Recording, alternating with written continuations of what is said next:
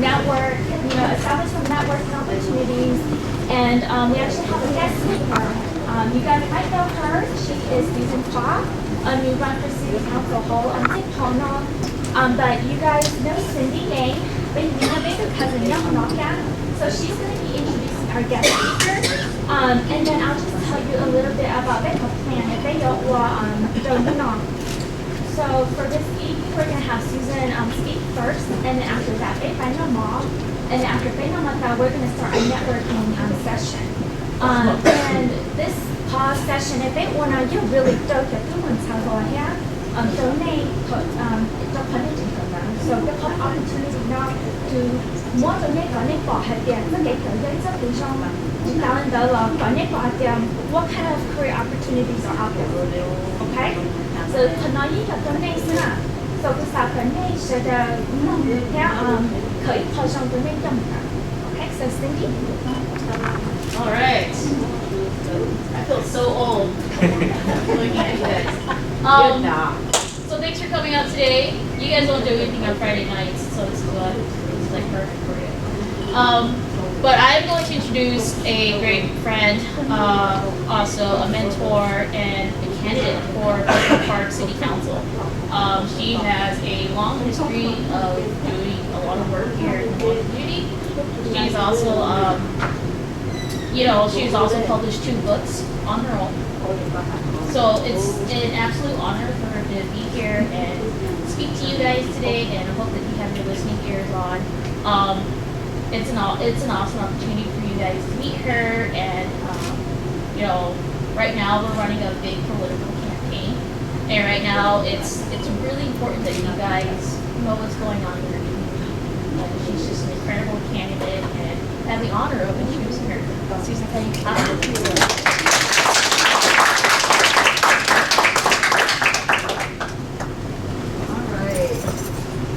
Hi everyone. Hi. Today, có đơn nghĩa đến cái gì thì tôi cũng hay bị cá nè, tôi hỏi đến nó cũng tôi cái chơi có hay cái cũng ba cái bị cá luôn là tôi sẽ phát triển được không? How many of you guys have heard or have seen my books out in the community? All right, wonderful. So these are my 2 published books. The first one I've ever published was called Neeg. The second one is Success That Looks Like Me, and it's about 25 successful Hmong men and women across the United States. And I've got these 4 books here I'm going to give to the organizers, and they will, I think, give it out to some of you later on today. But I first want to thank everyone for letting me come and speak, and a chance to meet all of you. I'm really excited. When I started around some of your age, I was much younger, maybe around 6. At that age, I already knew that I wanted to become a writer. I loved books as a child, and so I was always reading, and I knew I wanted to be an author someday. At that age, I didn't know that there was going to be a lot of obstacles and challenges and struggles ahead. So I just figured someday I'm going to be this really great author and write books like the ones that I read, because I love books. Books took me on adventures. Back then, think about 20 years ago, right? We didn't have iPads, and we didn't have games, and we barely got computers. And so there wasn't a lot to do. So what did? We did a lot of reading. And the reading took us on adventures, and those adventures were exciting. And so I thought, someday I'm going to write these books too. I'm going to take them on an adventure like the ones I've been on. And it wasn't until I was much older, teenagers like some of you here, that I realized there was a lot more obstacles, a lot more challenges. And one of the biggest things that came across for me was because I realized that in this world, not everything is equal or fair. When I was 6, I didn't understand that being Hmong, being a person of color, being a girl, would affect whether or not I could do things in this world.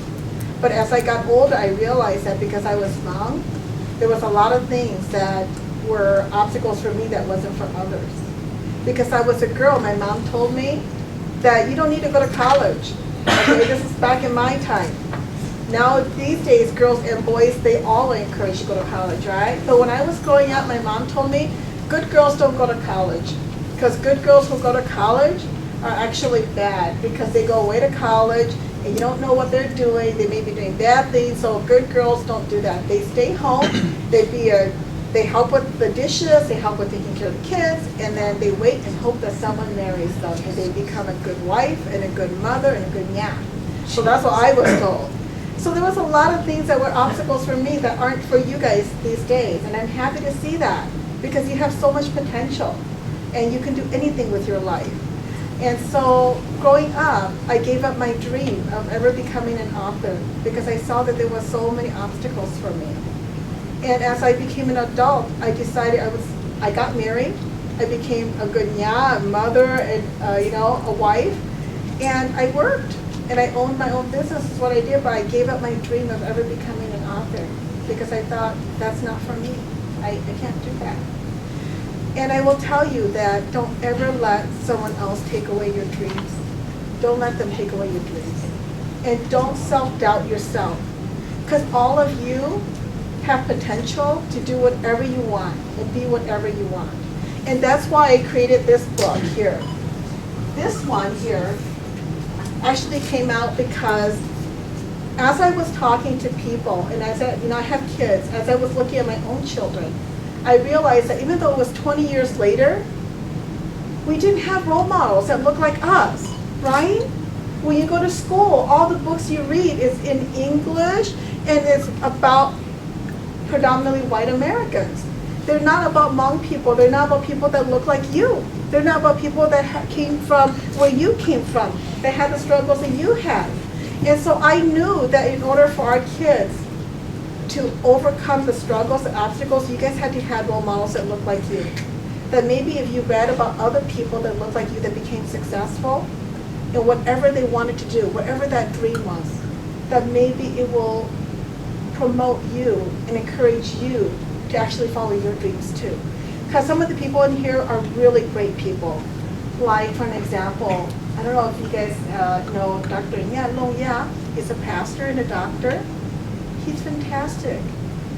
He followed his dream of becoming a pastor and a doctor, and now he translates the Bible, right, into Hmong from I think ancient languages. I can't remember. We have people like the first Hmong judge, Paul Lo, who would have thought when he was growing up, his story touched me when he was telling me his story. That when he was growing up, people thought that he could never be even an attorney. He had a dream of becoming an attorney. And people said to him, but Paul, you're so quiet. You don't barely even talk. How can you become an attorney? Because attorneys are supposed to be really loud, right? They're supposed to be able to advocate and fight for someone. Well, you know what? They projected what they thought he was capable of, not really what he was capable of. He's capable of a lot more that he knew, but no one else saw that in him. And now he's the very first Hmong judge. That's amazing, because he didn't let people stop him. There's, artists like Kong and Shu Lord that's in the book here, Panye Hyung. There's people like Dr. Yentawm, who, is our first Hmong doctorate. There's people like, Tsev, who is a Hmong principal, who first started the first Hmong language immersion program here in St. Paul. So there's all kinds of people that follow their dreams into careers that they wanted to do. And they talk about their life and the struggles they went through. They talked about how they overcame their struggles in bullying in school and how they overcame all these things to get to where they were. It wasn't easy. So as you follow your dreams, because I know all of you guys have your own dreams for yourself, right? Yeah? All of you have dreams for yourself. And there will be times when you will think, this dream I have for myself, I don't think I'm going to be able to do it. I want you to pick up a book and read and say, these people went through the same struggles, but they didn't stop. What made the difference for them was that they refused to stop in the pursuit of their dreams and their goals. That's the only difference. Those people that never reached their dreams and goals because they stopped. They didn't pursue it anymore because they thought they couldn't do it. or they didn't think that it was in it for them, that it was really their destiny or their purpose in life, and it is. You decide what you want to do with your life. And so I'm hoping that these 2 books will inspire some of you and in pursuing your dreams. And I also want to tell you that, so my dream of becoming an author came true, right? But recently I had a dream of becoming a city councilwoman. And not because I wanted to be on the city council. I never actually thought about doing an elected office. But it was because of all my work with young people like yourself that I saw that so many of you really need leaders to fight for you. To fight for you in the policies that are made here in the state, the things that are happening in school, the policies that are executed in school, those kinds of things. You need advocates to fight for you in your future, and to hope that there will be equality and equal opportunities for you as well. And so that's why I thought the only way I can do that and advocate and fight for young people, especially young Hmong kids and my children, is to have a seat at the table where they make the decisions, right? Where they make the decisions about what we're going to get and what we're not going to get. And that's why I decided to go there. But back to what I said, when I started thinking about my dream about becoming an author, the first person that told me I couldn't do it was my mom. My mom was the first one person that said to me, oh, Gami on Heidi, don't even some dream, something gone.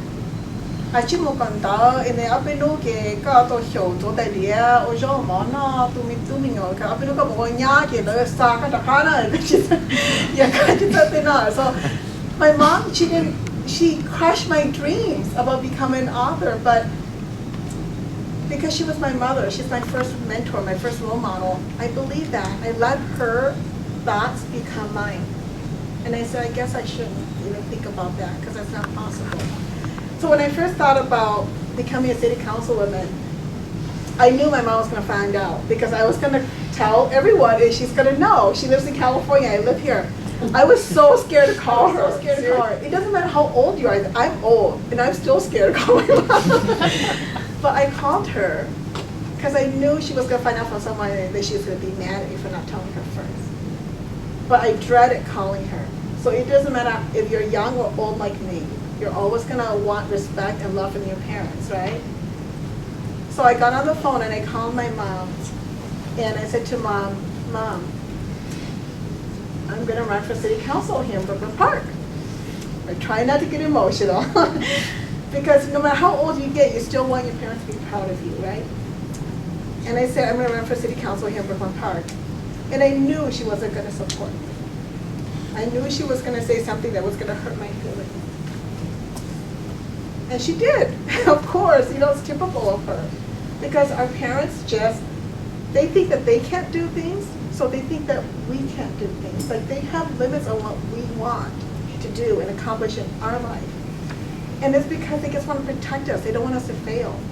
But she said to me, it means hi. And I said to her, of course I can, Mom. The people that are in city council, they're not better than me. I'm just as good as they are. And she said to me, and I said to her, I know, Mom, I know those are possibilities, but you know what? I'm going to go for it because that's my dream now, and that's what I'm doing. I'm fighting for kids and youth and people like my children and people that look like me. I can't stop. I got to do it. And at first she said to me, I don't think you should run. She said to me, I don't think you should run. I think you should just stay home, take care of your kids, be a good nya and a good mom. That's what you should do. And when she was talking to me, I was crying and I could not even talk back to her. And I finally said to her, Mom, I gotta go. I'll talk to you another time. And I hung up the phone. And I cried for like an hour afterwards. I try not to cry now. But I share that story with you because I want you to know that your parents love you. They love you more than anything in the world. But sometimes they will give you advice that's not good for you. You have to choose your path. You choose what you're passionate about. You choose what you want to do with your life. And you are the only person that knows what you're capable of doing and what you're capable of achieving. No one else does. Don't ever let someone else tell you what you can't do. Not even your parents. Don't ever let them, because you're the one who decides. And I want to tell you, no matter how much discrimination, because we're Hmong, no matter how much obstacles and struggles, you can do it. Because when I published this book, this was my first one. I went to the Mika publishing companies and I said to them, I wrote a book called Hmong Names, because Bay Hmong has never had a book that talks about Bay Hmong and Bay Nat ever in the history, ever. And this is the very first one. It's so important. A whole race has no document of their names. That's important. And you know what they said to me? No, we will not publish your book because your book won't make us any money. So I went to 3 places. They all denied me. You know what? I'm not going to let them stop my dream. Don't ever let someone else, just because you hit an obstacle, let them stop your dream. So I said, I'm going to learn how to publish my own book. And I'm going to do it myself, because I'm not going to let them stop me. Because they don't see that it's important, but I see it's important to my people. They don't see that it's important to my people. So that's why I took a whole year to learn how to publish a book. After spending 3 years to learn how to actually write this book. And that's what I did. And I want to tell you, no matter what obstacles you go through, don't let people stop you. Don't let things stop you.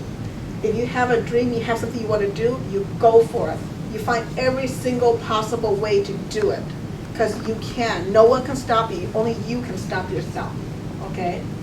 So that's just my story. I wanted to share with you young people, because young people are the reason why I do the work I do. I just don't want you to feel like how I did growing up, that I couldn't be anything, that I couldn't do something with my life. I just don't want you to feel that way. I want you to know that you are so capable, that you have endless possibilities for yourself, and that you can achieve anything you want to do. Can I just do a quick ask before I end of people who will be willing to stand up and share what your dream is for yourself? What do you want to be someday, or accomplish someday, or do someday? Just share. Even if it's just one thing, like, for an example, I just want to finish college and get a BA. Or someday I want to be a teacher. Or someday I want to be able to write one book. Or someday I want to do whatever. Share something about you, something you want to accomplish. Okay? Just stand up. Thank you. So some of the things I want to do when I grow up is I want to get married and have kids of my own. That's one of the things I want to do, because for me, I feel that family is way special to me. I also want to go to college and get at least a bachelor's degree, because my family, we've never had someone who has achieved a bachelor's degree. The farthest we ever got was to a technical degree, and I'm like, well, you know what? I'm gonna change that. I want to be a good role model for my family, my parents, and my brothers, because those are just one of the dreams I want to do. I just want to achieve something great. Just get a good education so I can support myself, my family, that I'll have in the future. Thank you. Thank you so much. A couple more people that are going to share. Please. A couple more. I know you guys have lots of dreams and hope. I know you do. So you gotta share. I'll come up real quick. Thank you. Yeah. So we guys come up, say your name too, because we don't know everyone. So David, one of my dreams is to get people in poverty to get out of poverty. So I remember being born on a small highway project, so just and it taught me the life lessons of what it means to and to try to help other people through social and so that's one of my goals, and keep fighting. Thank you. How about one more, two more? I know you guys got dreams. Now I know you do. Don't be afraid to share it. But I will warn you that once you share it, we're going to hold you accountable to it, right? We're going to make sure you do it. So my name's Larsa. I think right now my biggest dream is probably finishing my master's. I probably want to work somewhere in either an international sort of office or multicultural center. And after that, probably work a couple of years, probably move towards director, and probably work on my doctoral. Wow, wonderful. Those are wonderful goals, and I know you can do it. So I'm so proud of you. Okay, come on, one girl or woman. Come on, come on girls, we have guts. We can show, we can talk. Come on. Come on, one girl, one woman.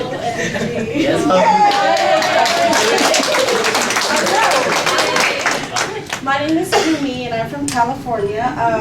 One of my goals is to open like a free English school for Hmong kids in Thailand and Laos. Oh, how wonderful. I love that. Please tell me when you're ready. I will support you. And financially too. Whatever I can, I definitely will. Well, thank you so much, guys. I just wanted to come by and say hi. Thank you so much for letting me come by and visit. I'm so excited and happy to meet all of you. Okay? So have a good conference. Cho bé middle hạt để cứ sát tao hạt để chắc cái cho bé trên này không ya specifically không ya of YPP especially không in general. Vì cái khó chẳng kinh hình middle hạt để bé Hmong as a population community không có bé nói được chỉ tao và mainly lo hại này nè. And so yeah, the basic là she còn here she ba cái basically your chung tay working nó nước thứ cho tôi mình sau lần này bộ the networking hiện á chị. Raise your hand if you know what networking is. Okay. All right. The one, keep your hand up. Okay. Who wants to explain what networking is to your age both? Sure, would you mind? Sure. Có bất cứ đúng không hẹn có bao giờ đâu phải không? Okay. If I speak Hmong, does Đúng không thì mình cả lại. understand? Yeah. Hmong. Okay. I'll speak Hmong then. Okay. Well, okay. One thing about networking is as you grow older, you high school, go to college, everywhere you go, it doesn't have to be school. Just like this gathering right here, or maybe to a bar, to a hospital. Don't be shy, just be yourself. Treat them as a friend, I used to be so shy. It's like people have a little bit but that's not what you should do. You should smile at them, approach them. Hey, hi, my name is this. You don't have to explain a lot about yourself, but just tell them a little bit about you and just make friends with them. And networking,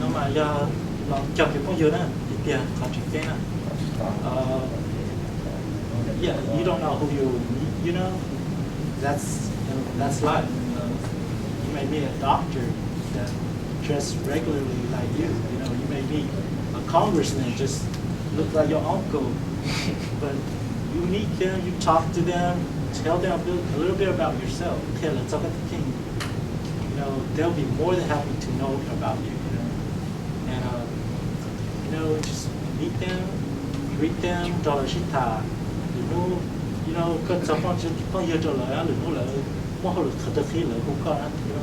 that's how networking is. Networking, even though you have a bachelor's degree, a master's degree, a doctor, if you don't have connection, you're not gonna get any of those jobs.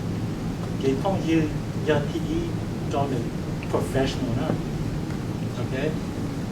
This is all I know a little bit about networking, just making friends, be professional, be true to yourself. Exactly.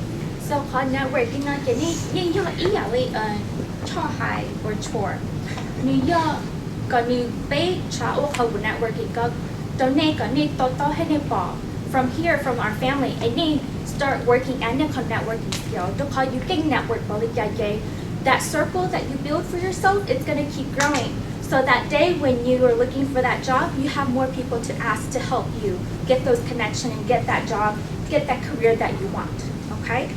So very similar to what Cha explained, when I was in school, when my teacher said, Sandra, you need to go to this conference so that you can network. I said, okay, I'll go, I'll network, but I didn't know what networking was.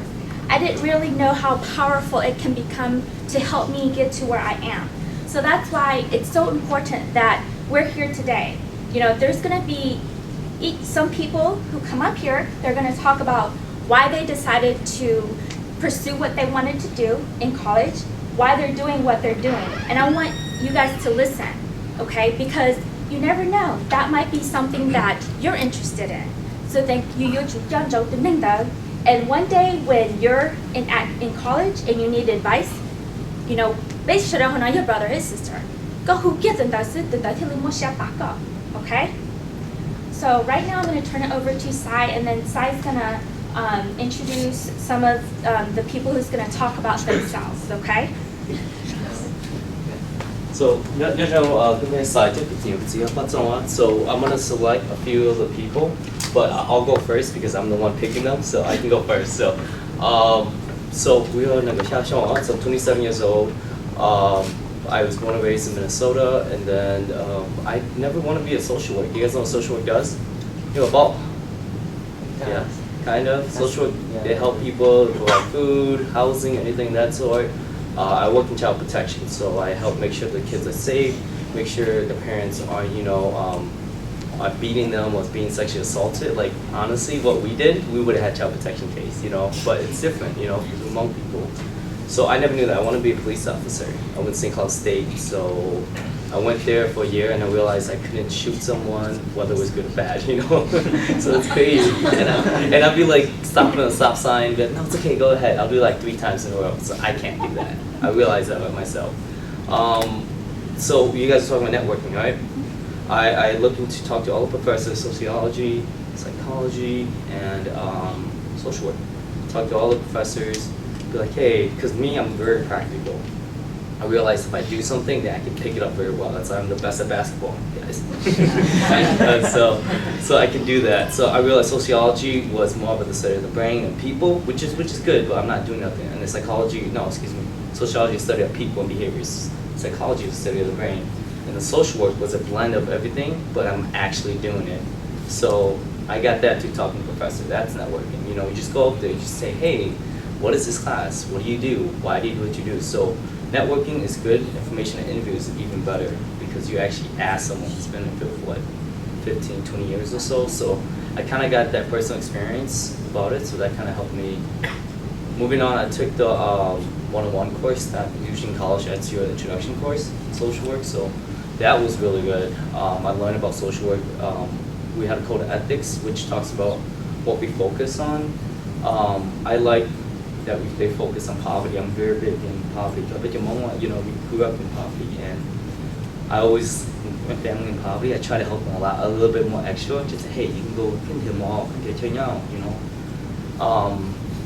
I've always wanted to serve the community. I see when we're younger and with projects, so we live in a project duplex. Mika, social worker will always come by and give us like turkey, or we always get like just public benefits. I always had to transit for my mom when I was in like 3rd, 4th, and 5th grade. So that was an experience. It was very, it was a good experience because you see, to help us. Because if it wasn't for that, we wouldn't be over here, So I've always seen enjoyment of that. I've seen a personal effect of what public benefits has done for us. So I think those always been in my head. Say, because I'm bonding, I want to help people, I want to help people. I was like, hey, I don't know how, And then I did internships. One of my favorite was a neighborhood house in Westside St. Paul. And they just started coming in 2004, and I went to 2007. It's still sad to see the older ladies carrying big bags and all that stuff, it's just sad, you know. It's like, why can't they just have food? Why can't they just buy it? Because you know, they have to come here, and I get it, you know. And that's, I was just started seeing more enjoyment. Like in life, you gotta find passion what you do. Our Uncle Pell, if you guys know him, he asked me two things when I was younger. I mean, like 6 years ago. It's like, what do you want to do for the rest of your life and do it for free? And what do you want to do for the rest of your life and be happy? You know. And I said, in the field of future warriors, I want to help people. You know, and that brings me enjoyment. That brings me fulfillment. Even though my job is stressful and it's a lot of work, I put in 50, 55 hours a week. I go to work every day. At least I'm happy about it. You know, like I enjoy just interacting with people. It's a crap show. Sorry. So that's that. In college, like I went to St. Cloud State, right? It's a good school. I did not focus, to be quite honest. Like the first 3 years, I didn't focus that much. And then it started clicking in more, like I can do this a little bit more. I'm not book smart, so it takes me, whatever it takes you as an hour to write, it takes me like 2 to 3 hours. And then I started learning that more, but you know I'm not book smart, but I can always outwork the smartest people because I put my time into it. You know, you guys have to learn what your learning style is. If you don't like reading, better audiobook it. If you don't like, if you can't write, you gotta put more time. You gotta get help. Like I'm the worst writer in the world, but I know I always ask people to look at it, right, Panjo? So, and then everyone else to look at it. I think that's what helped me. And then what did I get? 3.4 GPA. To be honest, I should have done better, but I was in a lot of internships. So after that, I was just. Some of you guys heard this before, but I told myself like, okay, I want to go to the top 10 school in the nation, right? I told myself, it's like, I gotta do it. I never told it sophomore year, I already put it in my head because I was like, I gotta do it. So I applied to all the big name schools, University of Michigan, Ann Arbor, one in Baltimore, that's not a big school, the St. Louis University or something like that. I applied to Fordham in New York, and I applied to Columbia in New York too as well. I was like, there's no way I'm gonna get in there. I had good connections with my internship supervisors, and then I applied, and then I got the letter in, and I was like, okay, they're gonna deny me, no matter what, you know. So I opened it, and I actually got accepted. I was like, this thing is crazy. I never thought I would get accepted there. You know, this is being a Hmong person, being born in poverty, going to St. Cloud State, which no one knows, averaging 3.4, but it's the network that I created. Three of my references wrote me great recommendations. One was my professor, who I talked a lot. Number 2 was Pell. Pell wrote a great recommendation. Our family, I forgot number 3, but they just wrote it great because I've worked with them. You got to commit your time. I remember these young years when we do the campaign, they were helping us. You know, you got to put your time into it. You know, even Cindy's doing a lot of the campaign right now, or even Panjo and the family and staying in the family. You know, you got to put your time into it. After that, I graduated with my graduate degree, and then I was in New York City for 4 years. I'm gonna say you guys need to get wherever home is at, go out for a couple years, and if you guys want to, come back, because I've learned so much just being outside the state of Minnesota. This is always gonna be home for me no matter what, but try it. It works. I mean, you gotta be responsible, but try it. You know, I think that taught me a lot of independence. That taught me a lot of how much I miss home, how much I miss being Hmong, because I'm missing older Hmong people, you know, just seeing the elderly people. It makes me joy. I don't know why, it just does. But yeah, the motor's gotta keep going. Like, I know I'm not the smartest, but I will keep fighting and outwork the smartest people. So that's what you guys do. That's at Wayne College. You know, I understand school's not for everyone, and that's okay. But you got to do something else to get yourself. You just cannot sit around because your parents brought you guys here for a reason, you know. So that's it. I have a few people. Who wants to go next? Well, I'm just gonna point you guys out. Okay, I'll just point you out. Cindy, you wanna go? I was one of them? Yeah, you were. Oh shoot, I forgot to remind you. Name and your parents' name too, please. Hi, I'm gonna use the podium because I need something to hold on to. My name is Cindy. I live in Brooklyn Park. I'm a Yang. Like Yinning. Yeah, that's my dad. I don't know. So I guess I'm supposed to talk to you guys about making sure you go to college and making sure you finish college, right? I have my degree in management information systems from Metropolitan State University. I did 2 years in North Carolina. I'm originally from North Carolina. I did 2 years at UNC Greensboro, and then I finished my 2 years here at Metro State. And you're like, what the heck is management information system? It's just a mouthful, is what it is. It's just a bunch of big words put together. I think total it's like 30 letters. I'm kidding. So what it is it's business and IT mix. And just so you know, when I first started school, I was a political science major. I was gonna go to law school. I was gonna be a lawyer, but then I was like, nope, not doing that anymore. I started getting interested in like environmental stuff because back in the early 2000s, it was like this huge green movement. And then I was an environmental studies major, and then I became a business admin major and then business management, and then finally I was doing some work. I started doing corporate work, and I saw that there's a lot of people out there that don't understand how to type, how to work a computer. And so because that skill was so like lacking in the industry, it's a huge industry. It blew up around the time that I was in school. And the job industry was growing. And so for me, when I was in school, I always looked at what's the growing rate in terms of, like how easy it is to get a job right out of school. Like, is this industry growing? What do I want to learn? Do I want to know just like a really broad subject, or do I want to be more technically driven? So I decided finally that I have this, weird thing about business, and I also have this set of skills that were very technical, that was very needed in the industry.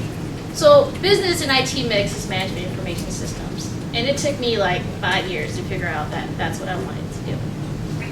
So when you get thrown out of high school, yeah, you're gonna get thrown out. You have to figure out what the heck you want to do with your life, right? I didn't know what I wanted to do, and it took a long time.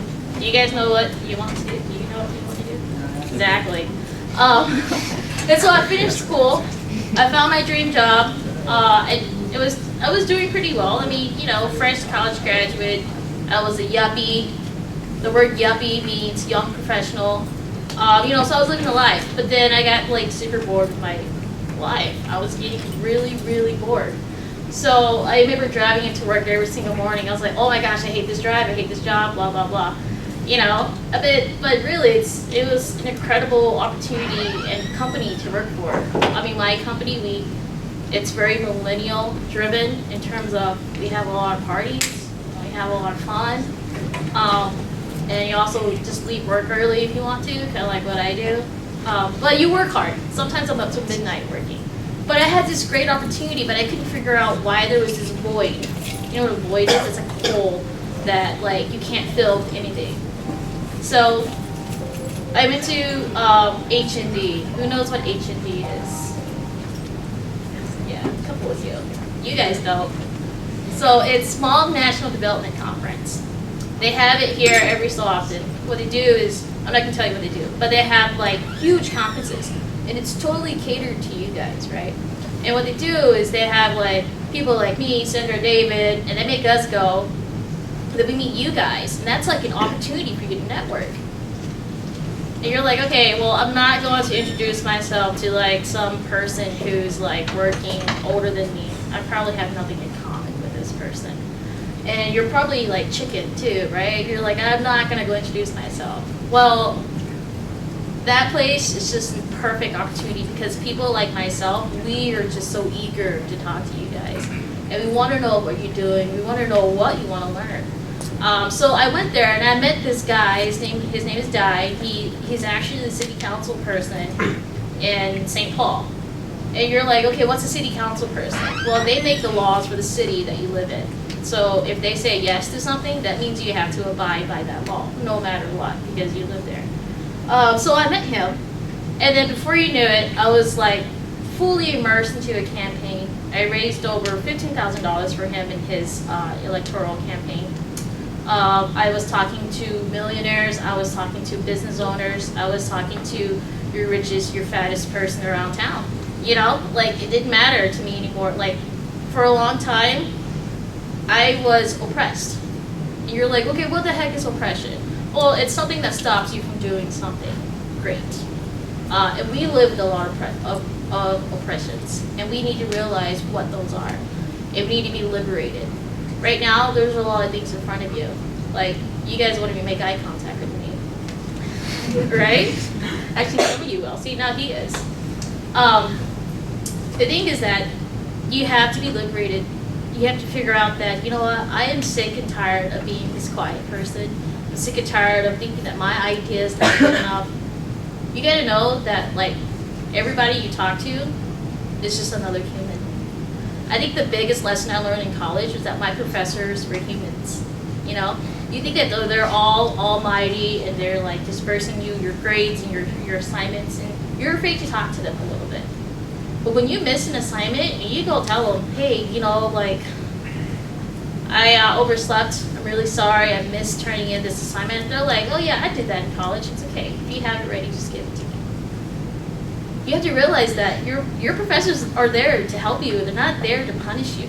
So that's like another form of networking, and they also provide opportunities for you, okay? So never think that you're on your own. Never think that there's nobody there to help you, because the people who are teaching you are actually supposed to be helping you. So you guys are in high school right now, or you're like going to college soon, like you gotta like really open up that communication with them. I forget what I was talking about. Oh yeah, so now I do campaign work. I work 2 jobs, maybe 3, maybe 4. I work full time, I still do my IT job, and then by night I go over to Susan's house.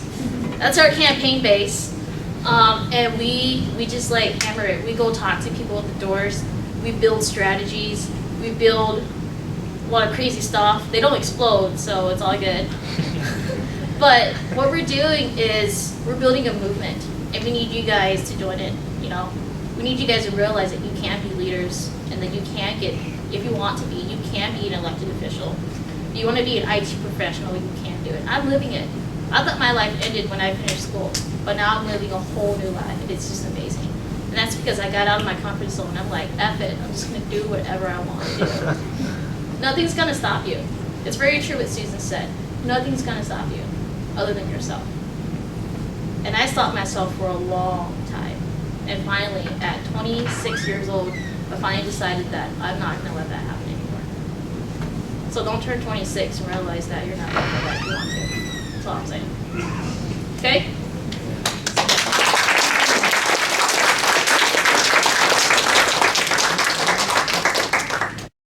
You heard me speak earlier. My full name, since I became a naturalized citizen, is Lee Chu Chor Aaron Yang. Okay? So I answer to any of those names. I wasn't born here. I was born in Thailand, Vinai, which is a refugee camp. My parent is Gajay Pia, Gajay Uyahuwa, okay? Hopefully some of you young cousin may not understand that, but go back to your parents and ask about your grandparents. My grandparents is your cousin, is their cousins, okay? I live in North Carolina. Right now, I'm working in Greensboro. The company I'm working for is called Corvo. They make semiconductors and prototype cell phone chips for like the next 2 or 3 years. The cell phone that hasn't even come out. So a little bit about my background in education is when I was like 7 or 8 years old, I had a dream of becoming like a congressman or a senator. But as the years go by, I went to middle school, I've seen racism, I experienced a lot of prejudice on my people, which discouraged me from becoming what I wanted to become. But right now, let me tell you guys, if you have that passion or that dream, go for it. People that are ahead of my time, they went there and they got it. For me, I grew up being the oldest in my family, not having a lot of a lot of mentors, you know. So I gave up that dream. My dream right now is to be better than my parents. That's my final, what they call, basic dream. Is to become better than my parents, which right now I finished school. It's a long, hard road of schooling because my parents, we aren't the richest people, you know. We're just living barely on poverty line. And there's one time when I was in college, I have no money to pay for rent. So my dad, he just gave me his 2-week worth of money, of checks to pay my rent.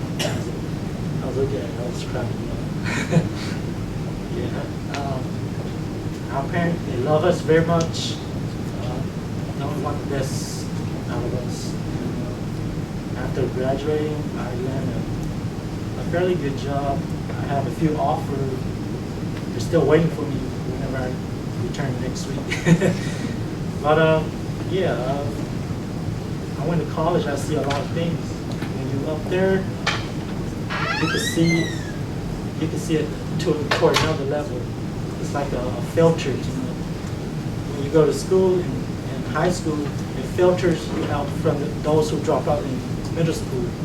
When you go to college, you see a lot of people that have the same IQ as you, same intelligence as you. You see their vision, you share their same vision.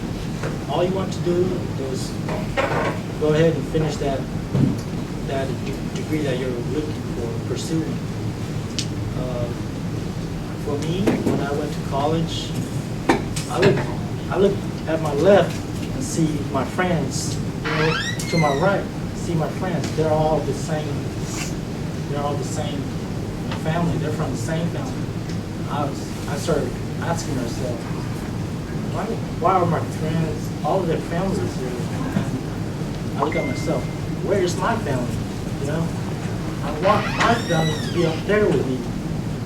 Everything that I enjoy, I want my family to be up there and enjoy with me. You know, that's how college. You know, our uncles who pursued, they've probably been through it a lot, and that's why they have this vision for us youth to come together, to pull one another, to guide one another, and even us younger kids, or kids that are our age, we're still kind of lost. Some of us found ourselves, some of us haven't found ourselves. But no matter what, don't give up your dream. Just say, okay, this is my basic dream. I want to be better than my parents. I want to be better than my brothers. I want to lead them, you know. But anyone can have their own special kind of dream. Just pursue it. Don't give up. This is the best nation in the world. We have come a long way, and there's still a long way to go. And that's it for me. Phần chúa. Ai cần nói đó ạ? Phần chúa, thế phần đó. My name is Pachua. Let's see. I am the oldest girl here in Minnesota, right? Who's still not married. I'm 34. I went to school here at the University of Minnesota Twin Cities here, and I got my degree in retail merchandising. We're talking about networking and also dreams and goals, right? So I want to tell you guys that when I went to college, I didn't know what networking was. I just know that when I was a junior and senior in college, I would go to career fairs and just walk around to all the tables and booths, and you're shy, so you would just grab the information, right? But what happened was that I remember in junior year, you have a mandatory class where you have to, it's a kind of like career development. You have to learn how to kind of talk to people, to network, and then your advisors, whoever, they would record you, kind of giving you like an interview. And that's kind of like one of the first big steps that helped me kind of overcome and learn how to network. Someday, if you guys have to take that, take advantage of it because you kind of go over your fear of actually seeing yourself in the mirror and talking back and knowing how to kind of see how you look non-verbally when you talk to others, so you can fix that for yourself.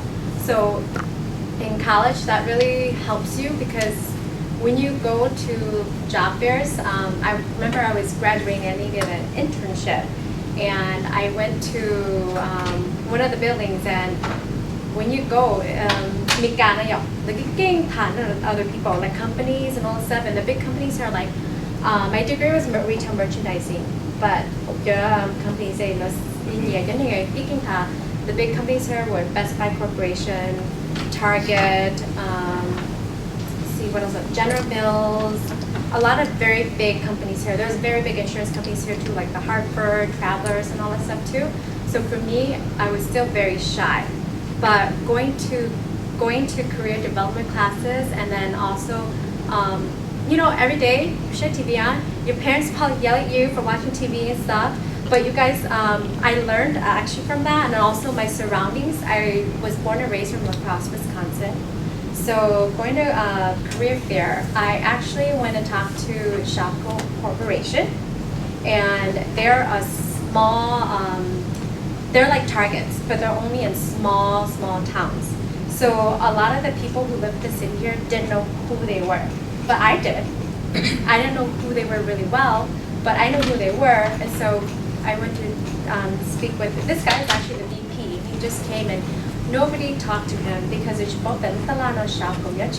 They thought that maybe it was a Talano Bano, there's nothing at all. But I said, I grew up across Wisconsin. I know Shopko. It's just like Target, but you guys are a smaller town.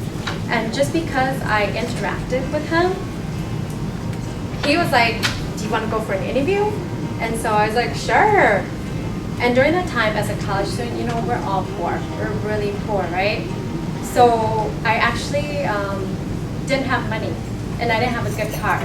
So I emailed him, like, I don't have a car, I can't get there, because they wanted me to go out to Green Bay, Wisconsin. And I'm like, that's a 6-hour drive. So he actually emailed and said, you know what, I'll pay for everything.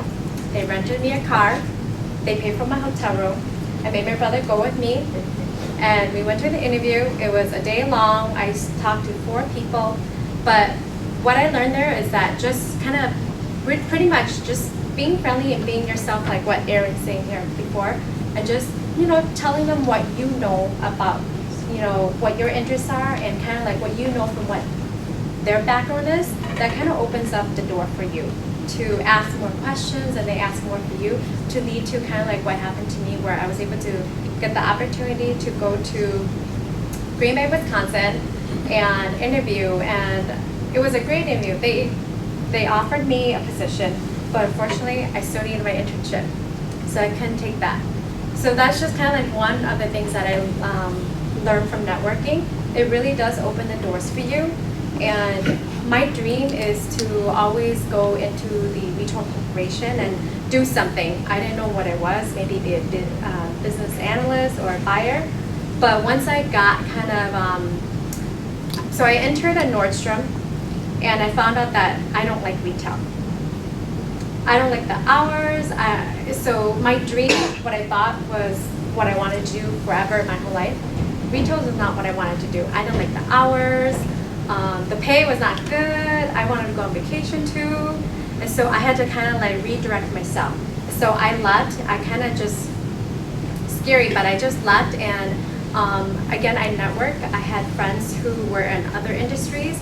And every time you see like your cousins and your friends, talk with them, ask them, what are you doing now? How's it going there? Just talk with them. So I network with my friends all the time. I always meet up with them, and we always talk. And then I always tell them, like, I'm looking for a new opportunity. And what happened was that this was kind of like during 2008, 2011, when the economy was crashing, and the retail industry was like laying off a lot of people. So I was getting really scared, really worried. So I was like connecting with a lot of old friends from college, and also current friends that I was still hanging out with. And this friend worked for this insurance company called Travelers in downtown St. Paul. And I just connected with her, and then what happened was that we actually have a cousin who worked there, Davey's cousin C, and they told me that usually people, in order for you to get in, you need to network. And so she was able to refer me in, and I got her interview, but I didn't hear back from them for 6 months. Nothing's gonna happen, I'll have to look for something else. But it actually worked out because I was able to get in, and I got into the insurance industry that way. So I did a 360. I went into the retail corporation industry, and then I went to the insurance industry. And along the way, my goal was to go back into the retail industry. I didn't know exactly what I wanted to do, but I knew that I didn't really like the retail front line where you guys do the stores and the talas part. I liked the planning part more, and I had a little bit of it, but I didn't like really that I was working as a number, working for a company that there was all these, a bunch of managers, bosses, all on top of me. I didn't like that. I liked more the one-on-one. So I worked for insurance for about 5 years. I got out, and I kind of thought, okay, my dream is gone. I need to work. I need to pay my bills. I just need a job for money. But in the back of my mind, I'm always kind of like, as a girl, I hated the whole New Year. But as I grew older, I started appreciating our culture and also our New Year. And I really like designing my outfits for the New Year, which is really weird.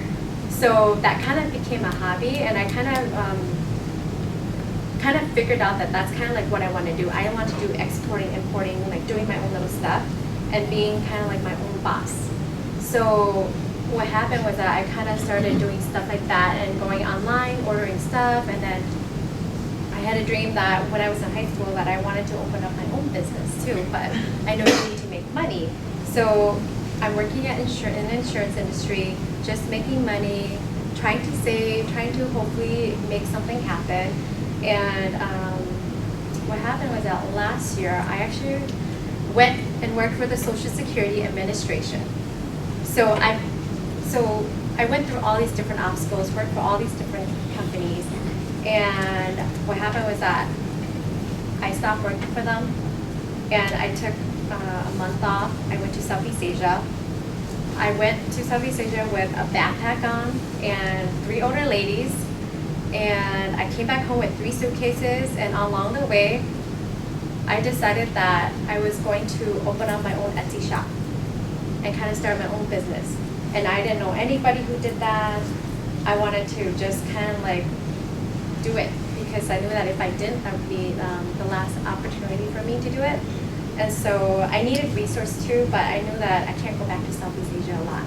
So while we were coming home, I actually was just talking to a guy that I thought he was Chinese, but he's Mexican, who was living in China. And he lived in Shanghai, and I was like, what? He was carrying to Shanghai. I was like, can you do that? He was like, yeah, you can do whatever. And so I was just talking to him, how can you be, okay, he's really from Mexico. You're Mexican and you live in China? How does that work? Don't you need to speak Chinese? He says, no, I just speak English and I get along really well. And so he was actually a third-party vendor working for all these manufacturing companies. So I was connecting with him. I got his phone number, and I was going to come back home and also utilize him as my resource for, I don't know, I was thinking about starting off with my Etsy shop for bags and all that stuff.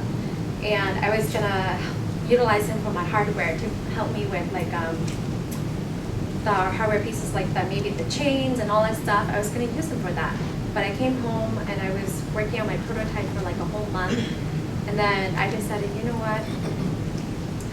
It's crazy, but along the way, when you're trying to reach some of your dreams, you meet the right people. So right now, I've kind of stopped that, but just about 2 weeks ago, because somebody was just telling me that, there's some grants like that, because I kind of wanted to go back and when I was in Southeast Asia to go and kind of learn our old traditions. I wanted to learn how to make our txwm, the ham, how they grow it, and also go up into mountain areas and to see the procedures and to meet the actual people, and also kind of be socially, what is the word? Work with the actual artisans, and then also sell what they're doing and also support them, and also at the same time educate people that we need to support small businesses to because corporations like Target and Walmart, like we get all this stuff very cheap, but we're not really helping anybody. We're just we're helping them a little bit, but it's not really sustaining them lifelong. So I knew that I wanted to somehow do something like that. So somebody told me that there's probably grants out there somewhere. And 2 weeks ago, I was just talking to a guy that I used to work with at Travelers Insurance, and he was telling me that I don't know what happened, but I was just telling him what kind of one of my dreams were.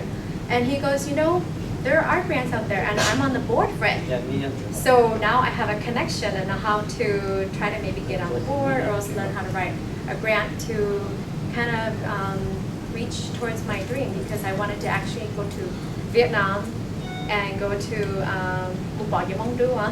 see kind of like the traditional way of how they still, you know, batik our dresses, and just to grow the hemp and all that stuff. So networking is very, very important. You don't have to be very smart. It's just all about you just, you know, asking them, hi, you know, what's your name? This is my name. And just starting off, like, how are you doing? How are you related to me, or how you relate to whomever you went with?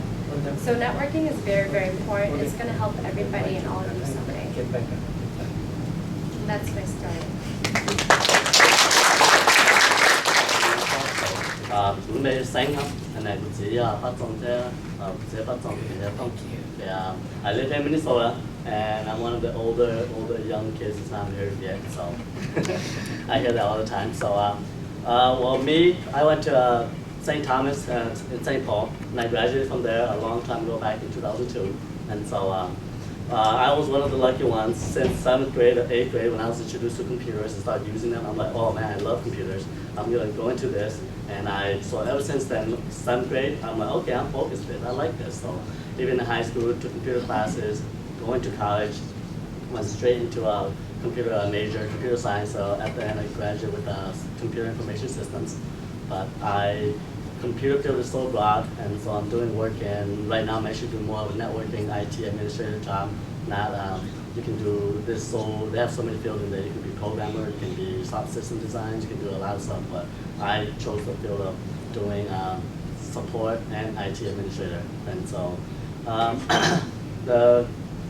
so I was one of the lucky ones. Like I said, some people took many years before they found out what they want to do. But me, I just went straight into it. Since I graduated, I've only had 2 jobs, and I work on the first job for about 5 years, and then I felt like I needed to move and go to a new place. And like I said, being able to have someone you network, you know people, they get you a job. On my second job, I was lucky enough that one of our cousins, Simon's dad, he works at that company, and they were looking for more people. So he referred me in there. Just like I said, if I didn't know anyone, there would have been hard. I'd have to go through a hard interview and things like that. But being recommended through a friend, a cousin, someone, your peers, someone you went to school with, a professor or something like that, that's why it's important to talk to people, get to know them. And so yeah, the more you need follow, if they have something available, they know you, and they know that you're a good, trustworthy person, and they're the one who's going to be able to recommend you in there, get your foot in the door, and then once you get in, it's you can stay there and just decide if you want to stay and work for a long time or not. And so that's why it is important to network. Me, and then the other thing that was important to me was, like I said, growing up, most of us were first generation. So I moved here when I was about 5, 6 years old from Thailand, and so seeing that the struggles of my parents, they worked so hard to put like 9 of us total. I have 4 brothers and 4 sisters, and they put all 9 of us through school, kept us fed, got us clothes, and I think out of the 9 of us, 7 or 8 of us got a bachelor's degree, and 2 got a master's.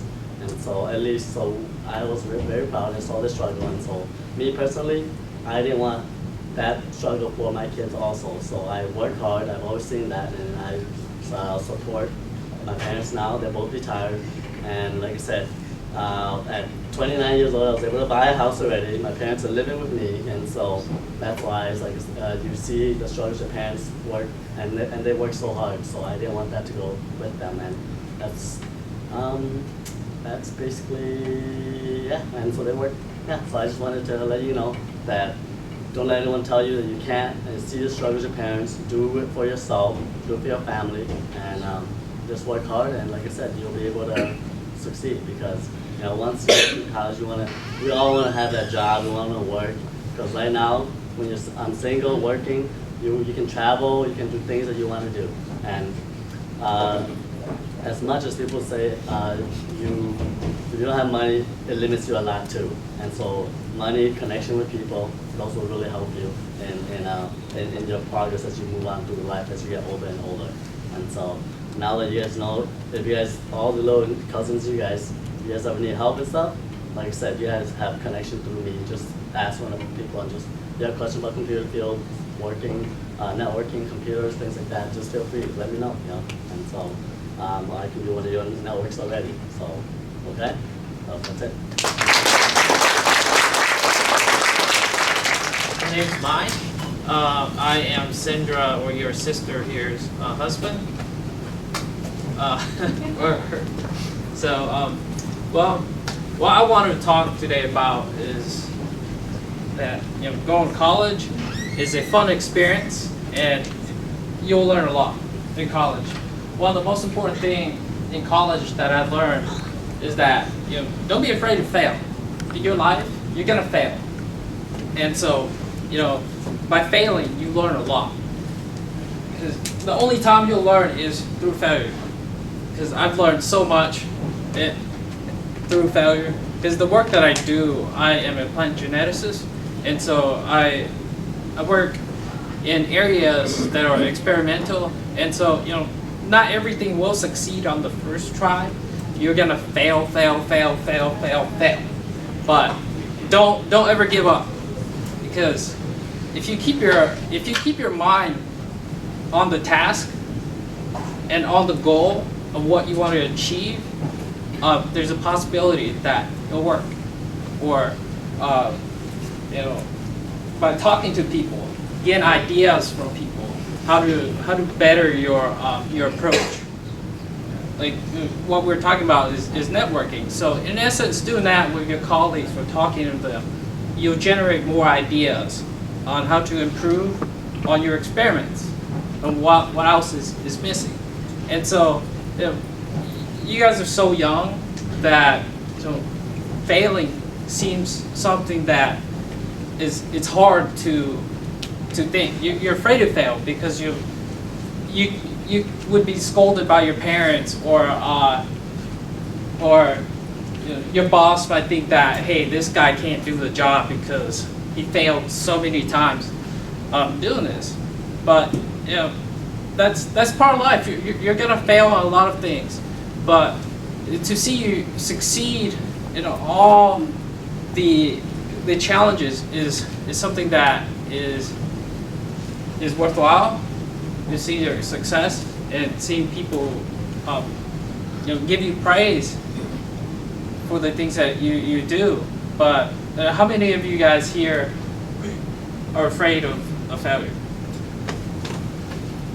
Yeah, we're gonna fail. So don't be afraid of failing. You're gonna fail, but the one thing is just don't give up. Keep trying and keep doing it. That's the most important lesson that I learned in college. But the second thing is, while you're in college, you should explore the career options that you want to do in the future. Dabble in this, dabble in that, but don't lose sight of your goal. It's kind of like this: if you're in a big ocean, right, and you're treading in water, drowning, and there's no land inside, try everything that you can. So that's what eventually you'll see land, and you'll sail there and get there. But one thing is to just try things that you think you're interested in, and have fun doing it. Always have fun doing it. If you're not having fun doing it, don't do it at all, because that's the driving motivation, is having fun, number one. But keep focused. So the work that I do, since I'm a plant geneticist, I get to travel a lot to see a lot of things, because I work in the field, I work in the lab.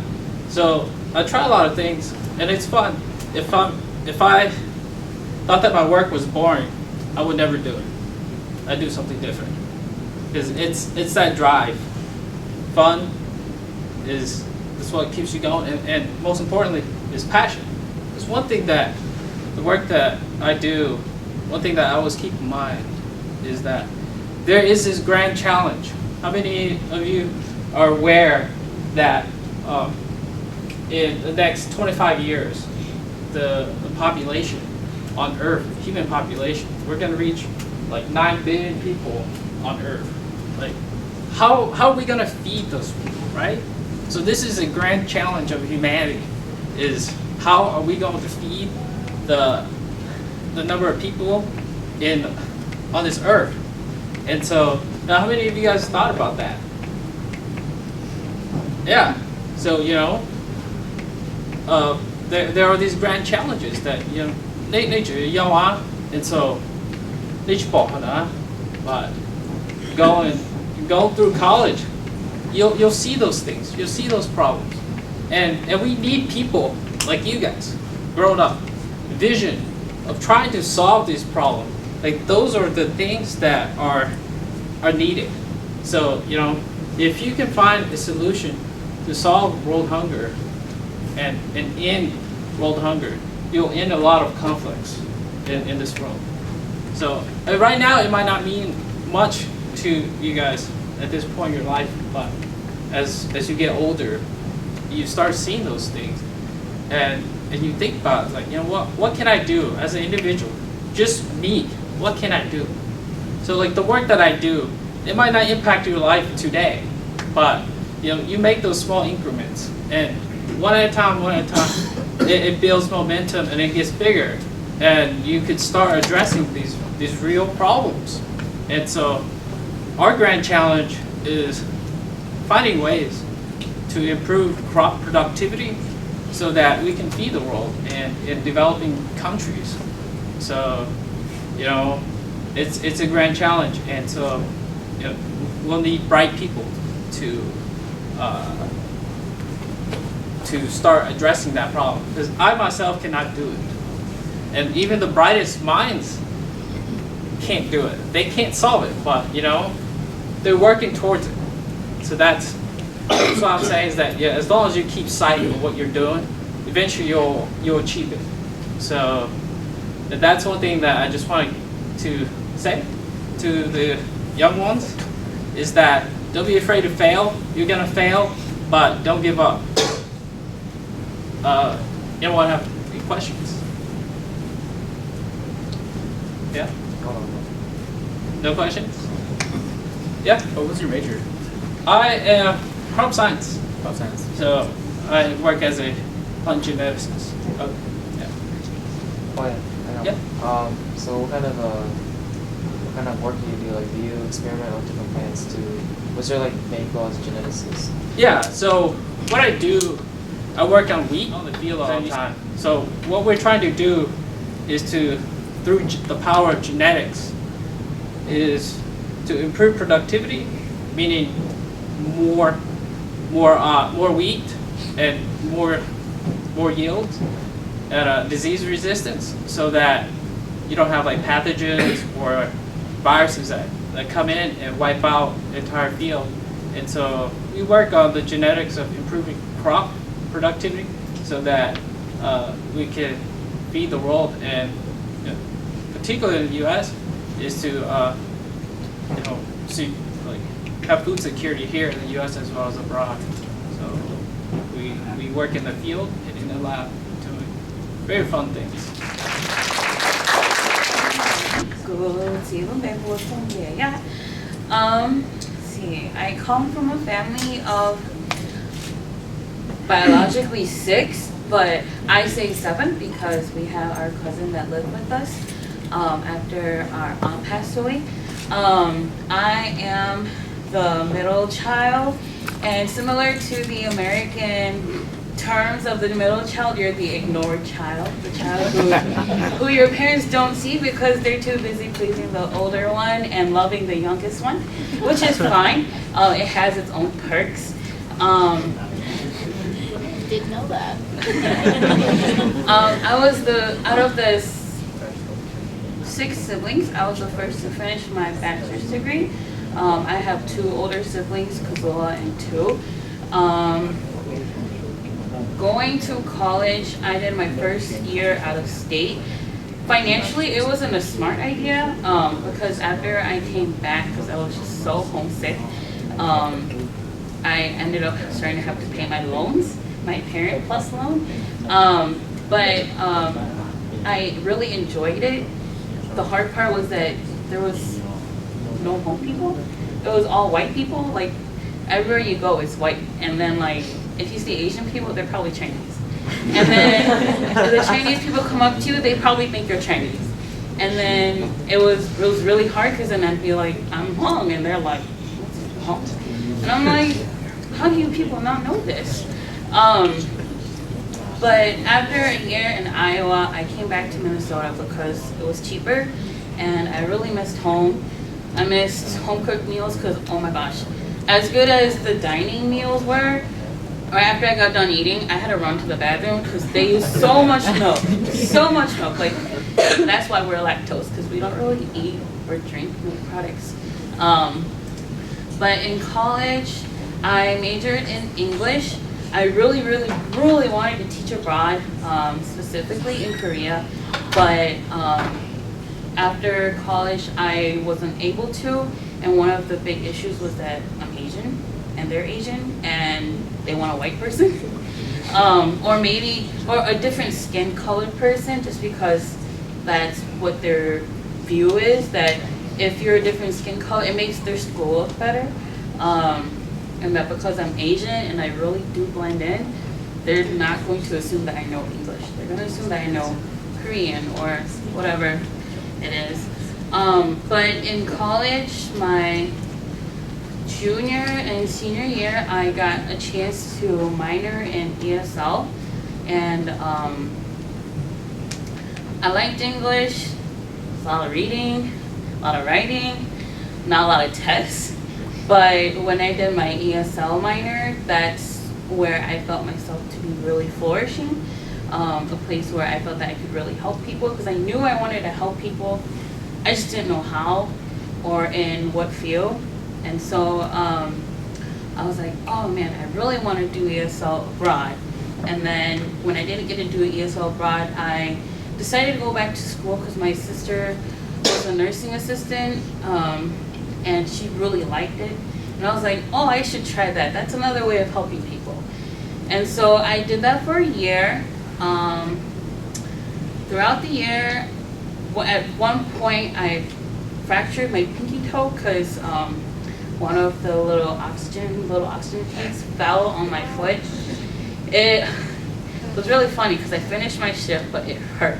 And I went to the doctor, and they're like, oh, it's just a tiny little fracture on your pinky toe. And I was like, that small thing hurts so bad. But then the next day I come back to work, and I'm like, yeah, I'm on limited, I can't do anything. And then the worker goes, but you were fine yesterday. Like, you were walking around. In my head, I'm like, that's because I was walking around, not saying anything.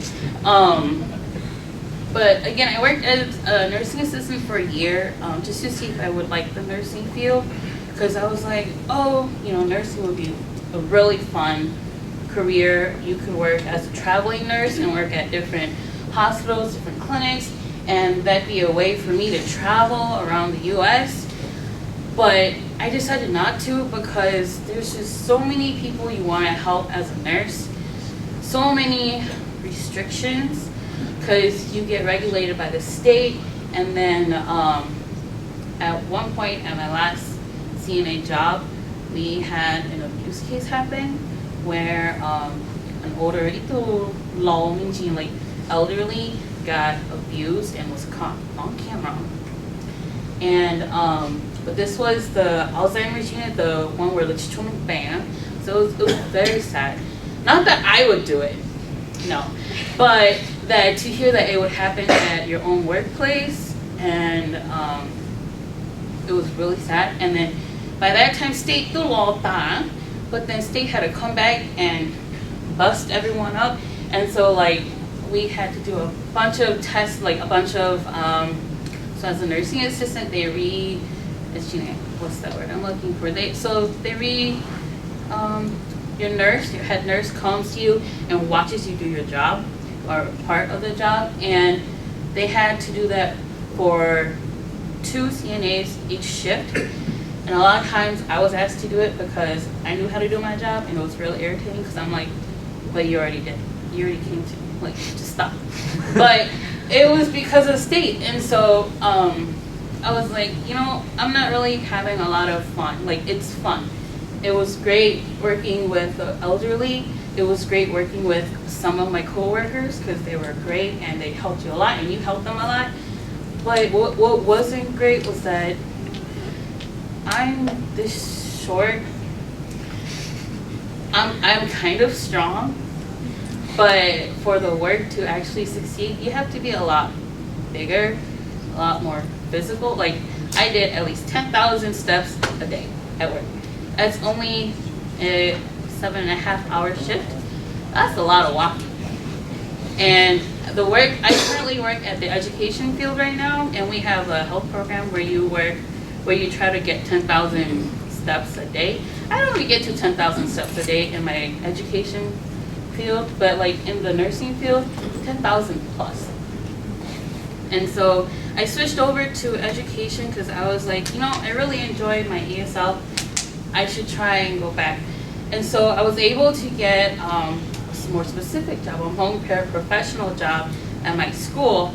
And I found that I really enjoy it. And during spring break, I went to Korea. Funny enough, there was a lady, a black lady, who went to Korea to go visit her twin sister. And we started talking, and I was like, yeah, what kind of occupation are you? She goes, I'm a math teacher. I was like, wow. And I was like, we started talking about the difficulties as a teacher, and how she's practically giving up on the education field as a teacher, a homeroom teacher. But what I took from that was that, yeah, teaching in a big room, not my style. Like, I don't know about you guys, but if you haven't gone back to elementary school, go back there, pay a visit. Your teachers are, if they're still there, they're gonna be like, oh my gosh.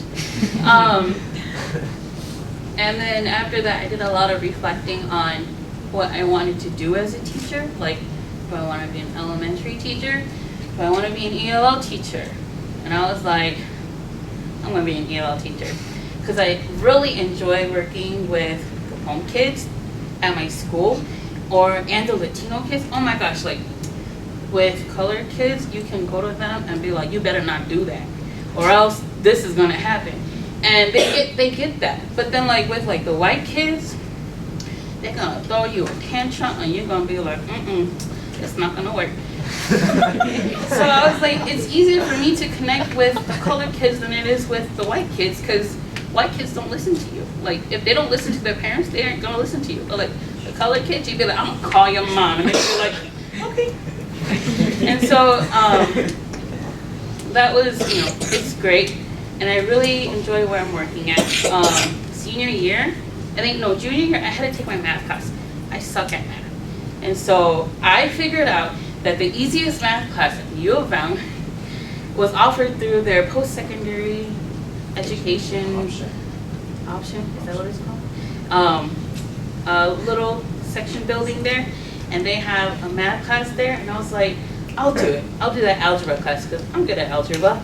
And so I took the algebra class, and I really liked the teacher, but sometimes the math was hard, and so I'd go to her for help, and I'd be like, I just don't understand this. And then when I walked into her office, I saw all these pictures of her and around the world traveling. Oh, she's like, yeah, I could just take a foot and I could just walk around and travel and just walk around and go wherever I want to go. And I'm just like, oh, that's so cool. And I never thought much of my interaction with her, but after the semester ended, I think a couple of weeks later, she emailed me. She goes, hey, do you want a job? I go, what? What do you mean? And she's like, I can offer you a job and you can correct homework for the same class that I just got finished taking, and you can get paid for it. And it gives you a really nice title, the undergraduate teaching assistant too. I was like, dude, that would look really good on the resume. And so I was like, yeah, why not? And so even though I wasn't a math major, even though I didn't go up to her and ask her about like math, like what can I do with a math major kind of things, she still reached out and was like, I thought of you because you're responsible, you actually come up and talk to me. Not a lot of people liked her in the class, but it was really cool. And then it was really sad though, because at my senior year, I was like, yeah, I'm graduating. And she's like, I'll have to find someone new. I was like, sorry. But, make sure that when you go to college, you talk to your professors, especially the professors that you click with and you don't click with. I took a geography class, intro to geography class. I didn't really like that professor. I felt that he was very like, haha, I'm super cool. I have this doctorate in geography and y'all don't know anything. But when I actually went to go visit him, he was quite interesting. Just not my kind of person to talk with. But then, you figure out that as a person, you don't really like him. But as a student, I think he's pretty cool. So make sure you talk to your professors, even though they seem so intimidating. Like, oh my gosh, you really do think, like what Panjo said, that they're way up there. But really, they're not like that. They're really cool and down to earth once you get to know them. It's just that when they're in front of to act like a professor, but then when they're in the office, it's almost like a different story. Well, that's my story. I'll be quick. So, Ulumbeya Bar, or CE, so I'm supposed to talk to you guys about two things. Networking, college, and my dreams and passion.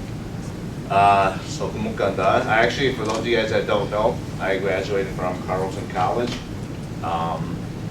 I really didn't know what I wanted to do. One day, college high school I did a writing program down at Carleton, and so I got to know one of the professors there really well, Deborah Appleman, and she also happened to be the chair of the education department, and so I took freshman year, and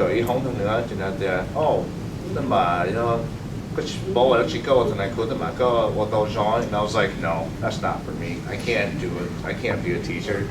High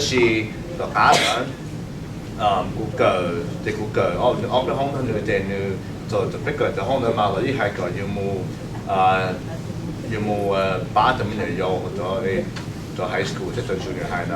And I really liked it. And so that's kind of how I pursued my education career. And I didn't get my education license when I was down at Carleton because at that time it was a little too late for me. So I actually had to get my education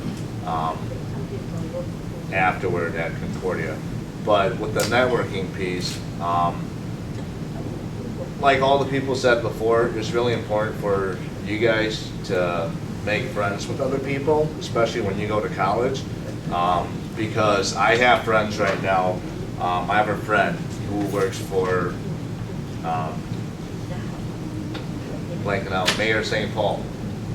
He works for the office of the Mayor of St. Paul. I have another friend right now who's running for state representative in North Minneapolis. I have friends who are attorneys, who works for attorney's office. So it's really nice to have those connections. And I have other friends who are teachers like me. For those of you guys that don't know, I teach for St. Paul Public School, and this is really interesting. Even though my licensure is 512 Social Studies, I teach half Social Studies, like Asian Studies, and then the other half I actually teach Hmong, which is kind of surprising, because I never would have imagined doing that. But education is a passion of mine. And I guess a big dream or goal of mine, and something that I joke around with my wife. My wife also works in education. She's a special ed coordinator, and we joke around all the time about maybe one day, just starting up our own school. So we'll see. All right. I apologize, but David B, I want to acknowledge the people out of state that use their time, money, and vacation to come here. So let's give everybody applause around.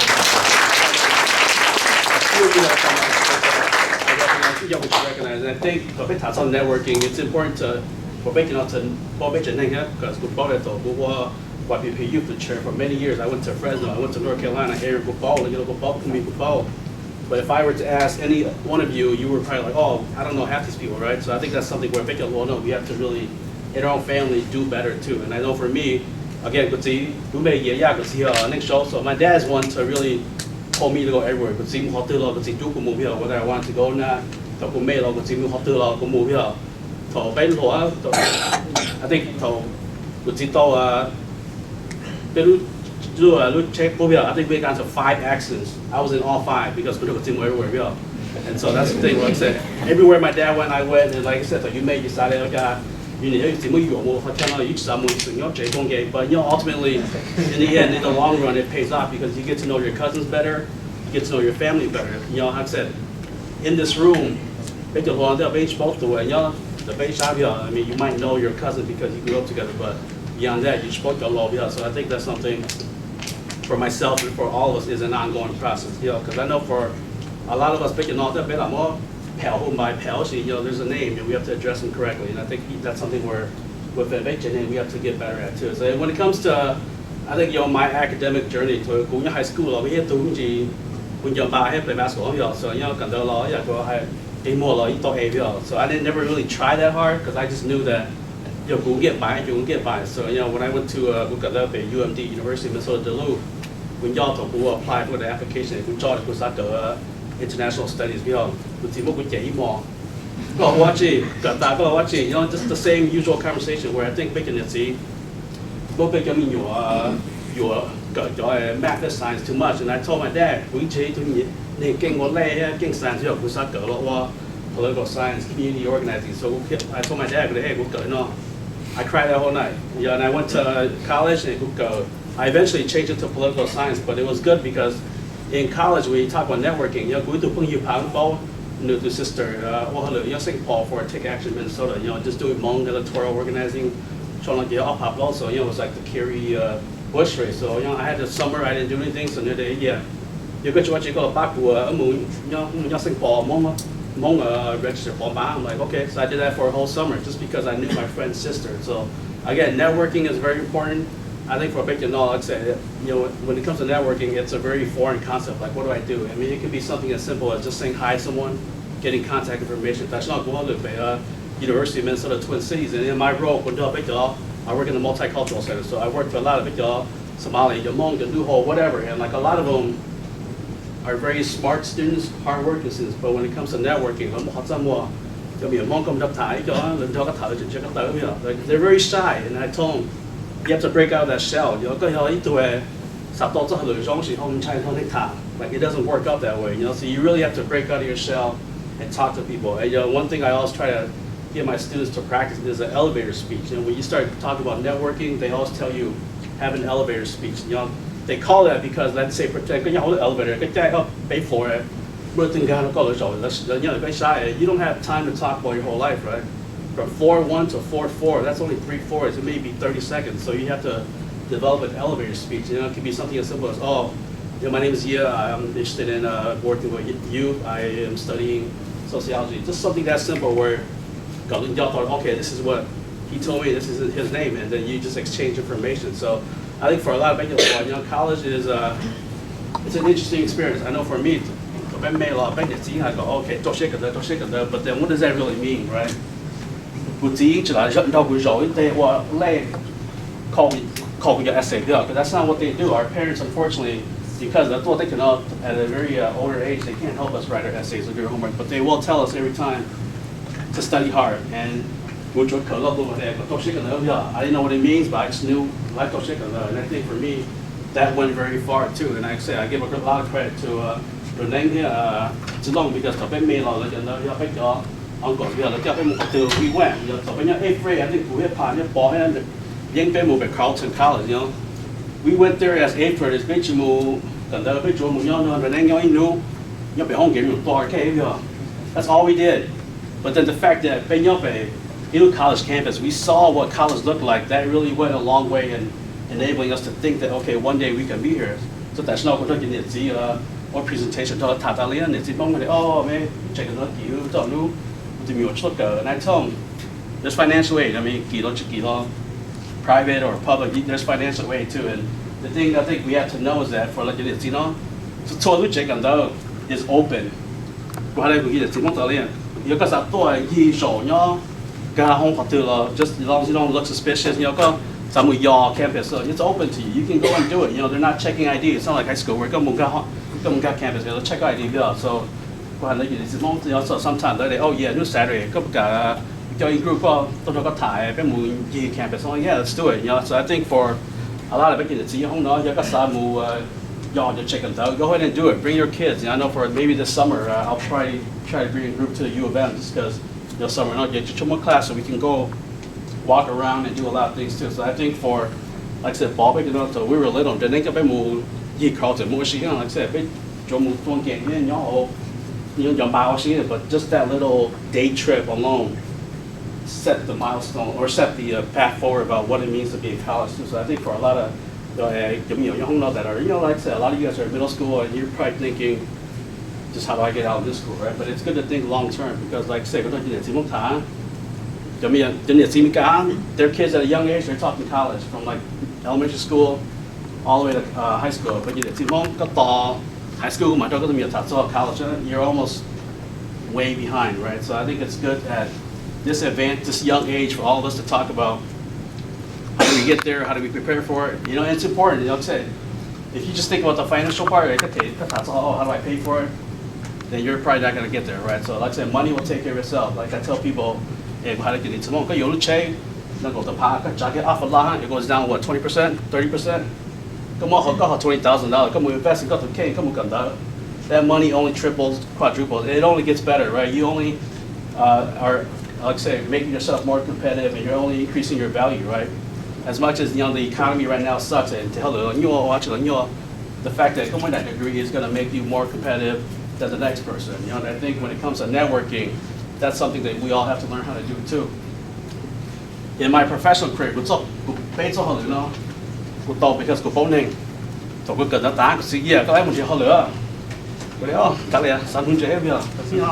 go school for 18 years, each one relax, right? So, but I knew people, I knew friends, I knew siblings, I knew people that I just got to know. So all my jobs is because I knew people.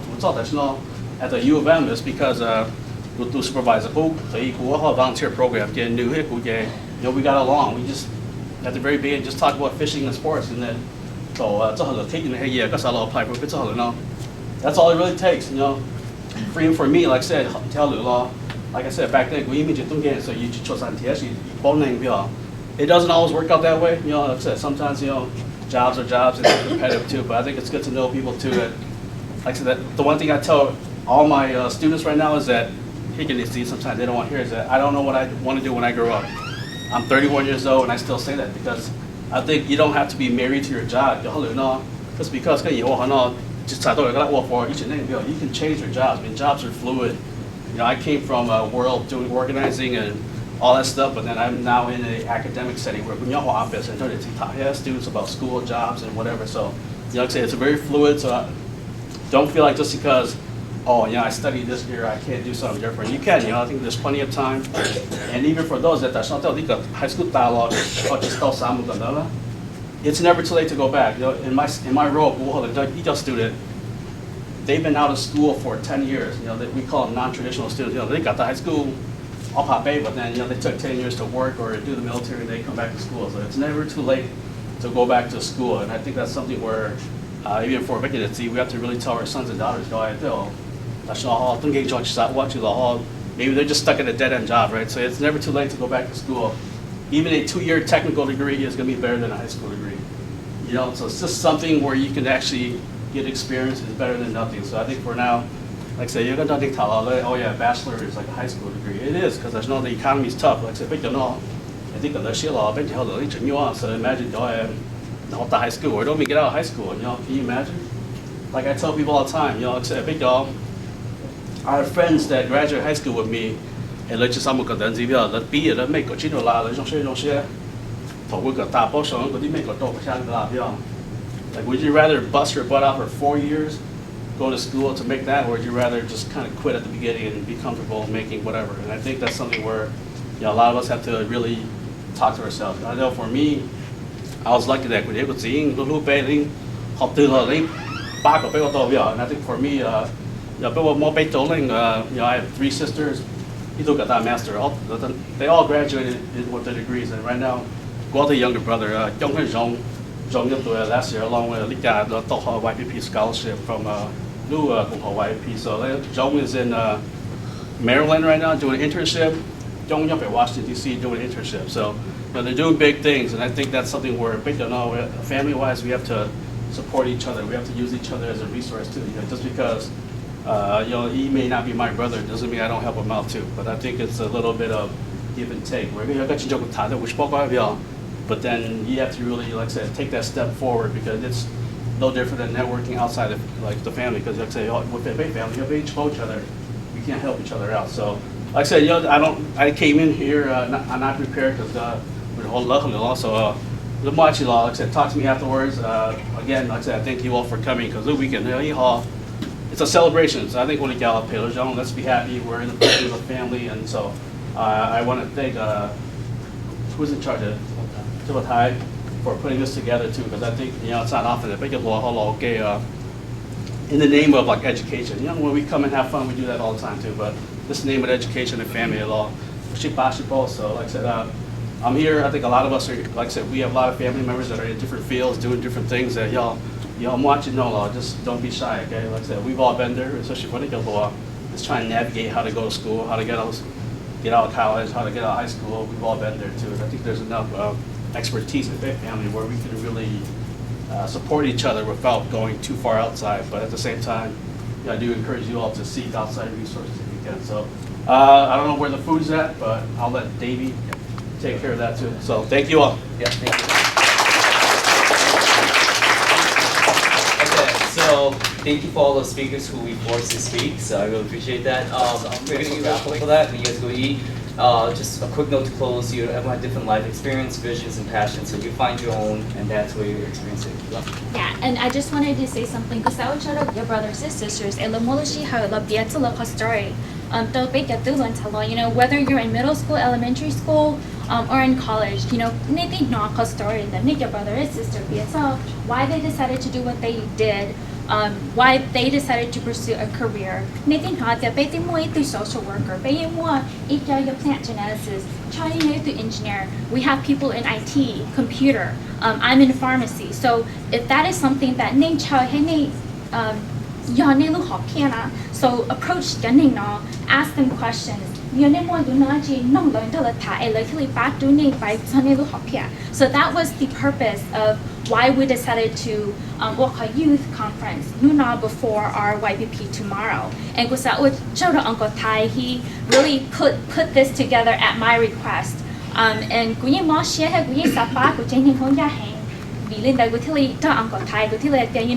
as the youth, we needed to get together. We want to know our brothers and sisters so that they should have okay? So I don't know, Uncle Tai, do you have a few words or okay? So I'll leave it to Uncle Tai. But when encouraged, speakers ask them questions. What was your major? What was something that worked for you? What was something that didn't work for you? And then after that, we'll do the raffle. So I'll hand it over to Uncle Tai. All right. First of all, thank you, Sandra. I didn't even think we were going to have conference because it's been so long. And I don't really think of you guys till the last minute. And then she's calling Sandra. Well, that's a great idea. Let's do it a week, right? So we just pulled it pretty quick. And thank you to Sandra for the idea. And then just lobby to work with Sandra when they pulled it together. At first, nobody respond. And because I expect like okay, last minute and maybe just like couple of you guys got to show up, but good that they would should have show up more than I expected, so that's good. So next time pay one in on the pay teaching, then long teaching your shit up pay my pay one more shit on the pay push so hard, and sometimes pay for the next thing again, but tonight I think it's good turnout, and thank you to Sandra and I to people in the more organized about the I run the other things, so I don't have time to come and look into this to put a Sandra mà vâng bạn đi nữa.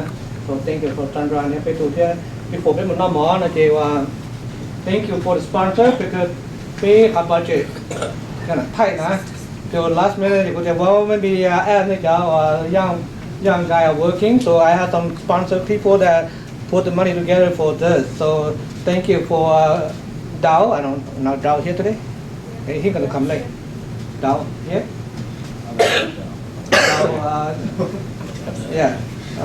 So just work on it, and maybe we have some reflection on the past, what we did in the past too. So come and your relative support, your cousin, whatever support, encourage them to come. So we have food too. So hopefully you guys have fun tomorrow too. So yeah. So just one last thing. Sorry, thank you so much. So grab a raffle and on top of that, stay afterwards for a show. Okay, let's do it, guys. You guys are hungry. I think we have like 60 people. Where'd you go to the Hey, do bathroom? you guys want to help me get a table? Yeah. Dinner time.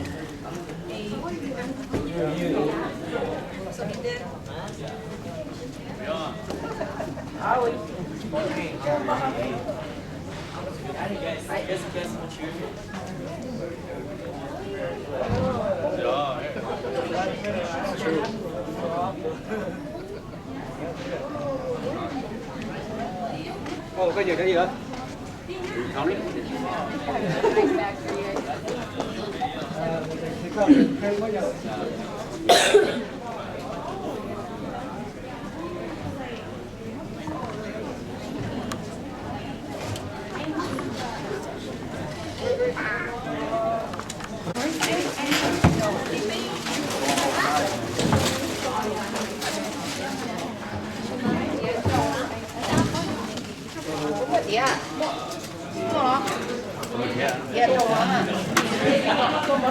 Oh, they're still getting utensils to serve serving utensils. I didn't see you walk in.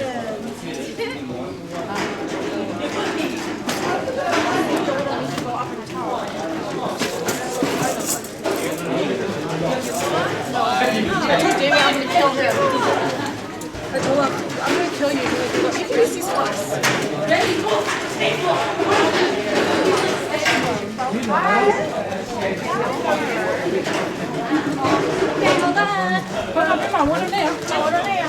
Sorry. Oh, okay, so you're with my one side.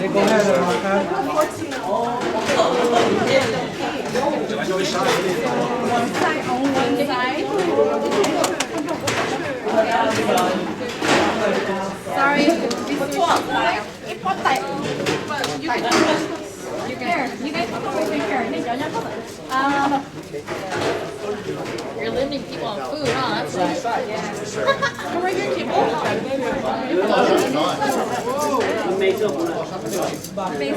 What? They're all outside there. You can't serve no more?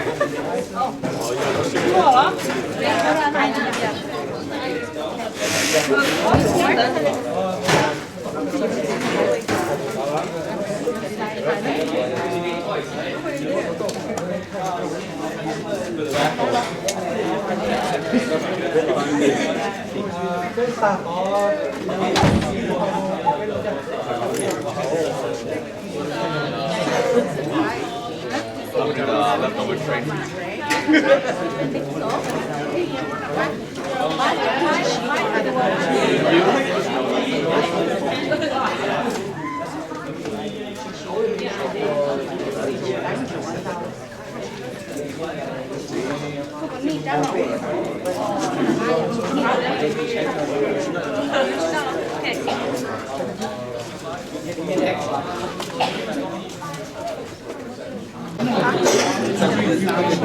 Này là lấy từ lên xài.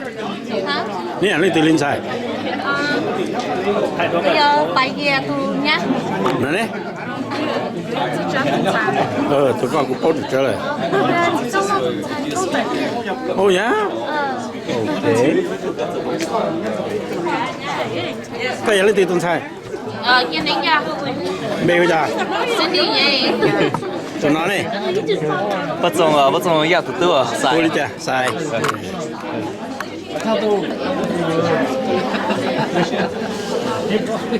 Có bao nữa. Cũng có nữa gì đó. Này là tiền tuần sai, tiền tôi. Mua mà thầu tôi. Bây giờ. Là liền. Ồ. Tụi nó ya. Bây giờ tôi không có, không bây giờ. Tụi nó mà cũng không thể lo được. Bây giờ. Bạn chúa thì tuần sai. Bạn bia. Ok. Tụi nó có lại, tụi nó chỉ nông bê.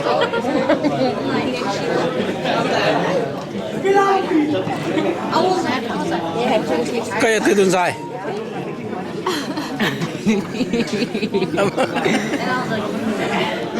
Sạch chưa? Trang bê giờ.真的。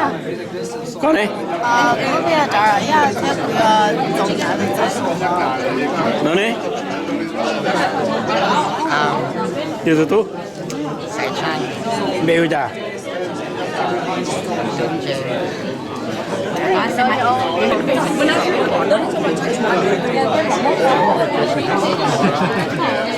Cái gì điều tu?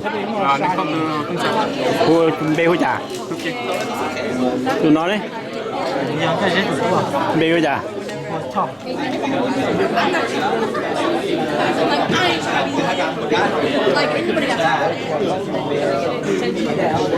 Từ y thế tụi mình chân vào.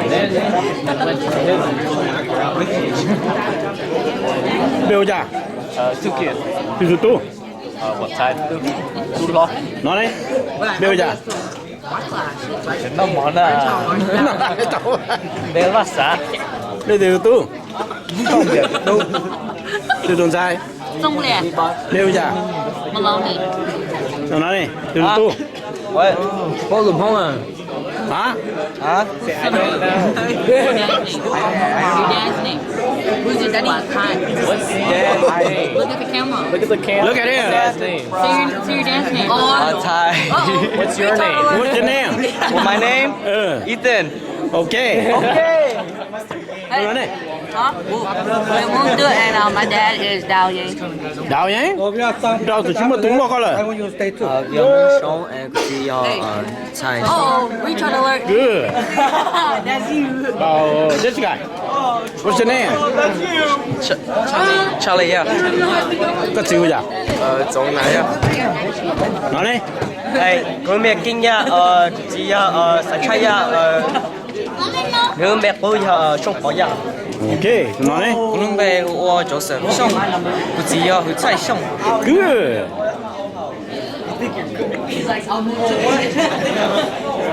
Không biết giờ có. Là lý à? Từ từ tu. Bạn lý à? Bạn nữ. Tụi nó chỉ tâm muốn chụp có thế. Biết giờ. Sánh không? Bắt trong nhà tụi tôi. Ok.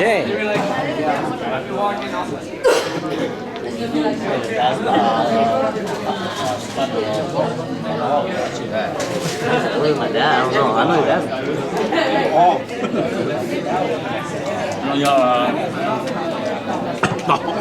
Đây là giờ chỉ nên số tú.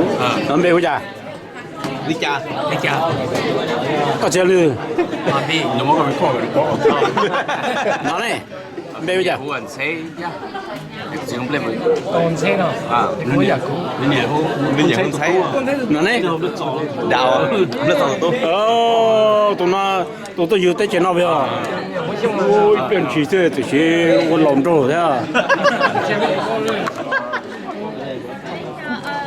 Parents will draw. So the first one, based off of ask, we'll ask David, who do we want to ask? Tôi bảo thấy có bên xe gì sợ khi cái là món tan nên sẽ phải nó ninh quẹt cho bé cổ. And Dad? Football. Daddy. Based off of we'll show it.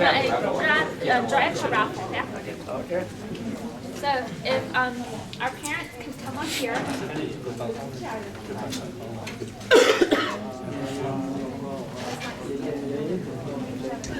So yeah, right here. So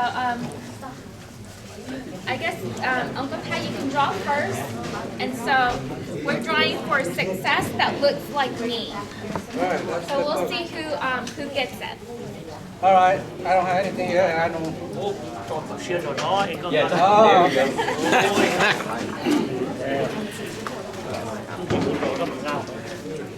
Joey. Joey. Joey. Yeah. There you go. Lucky boy.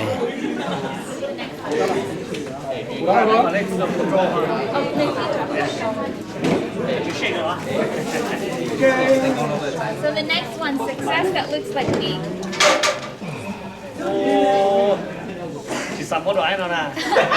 How yay? Ace, it's for you, Ace. No, you're not pal.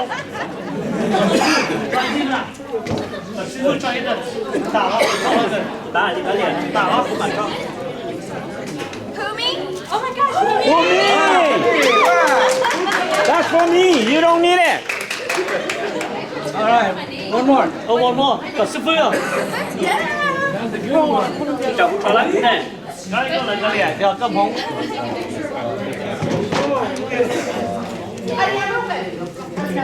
Come on, Aaron. Oh no. Let's take a picture of all the winners. Yeah, and nothing at both Cindy. So I'm taking that picture.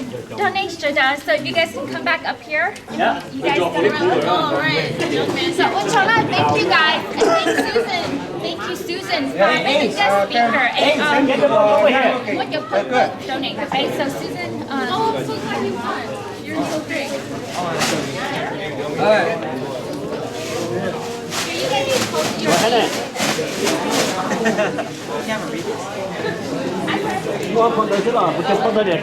Three. It's us. 4. There's Ace, come on. One more. Ace. Ace, come on, Ace. So You want me to take it?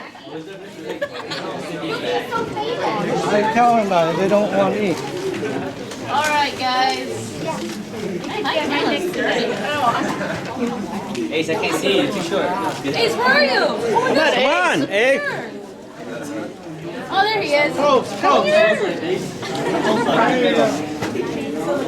You're the center of attention.